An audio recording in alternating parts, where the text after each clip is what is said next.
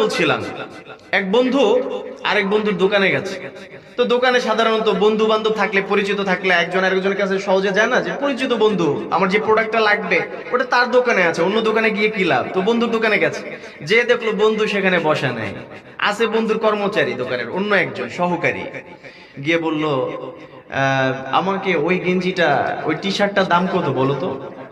বললো, এটা আপনি নিলে এটা 500 টাকার মতো রাখা যাবে। কয় টাকা বলেন? 500 টাকা। কিছুক্ষণ পরে ওই গেঞ্জিটা নিবে এর আগেই একটু ওয়েট করলো, এর মধ্যে বন্ধু আসছে। আসার পরে, আরে দোস্ত তুই?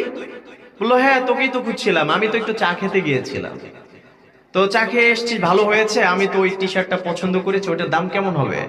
তো ও তো জানে না আগে কি করছে, ও এখন বলতেছে, দোস্ত সবার কাছ থেকে যা রাখি না রাখি, ব্যবসা তো আজীবনই করলাম, বন্ধুর কাছ থেকে একদিন ব্যবসা না করলে কি হয়, সুতরাং তোর বেশি দেওয়া লাগবে না, 1000 টাকাও লাগবে না, তুই আমাকে 800 টাকা দিলেই হবে।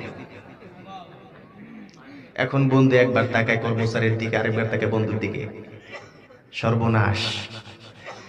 যখন এই কথা বলেছে, কর্মচারী বলছে, আপনি কি সর্বনাশ করলেন? এই মাত্র এই ব্যক্তিকে তো আমি 500 টাকা দাম বলে দিলাম, আপনি বলছেন কয় টাকা? 800 টাকা। কয়শো বেশি? 300 বেশি। এখন বন্ধুর চোখ আর উপর দিকে ওঠে। এমন ইনসাফ আমাদের সমাজে আছে না নাই? এই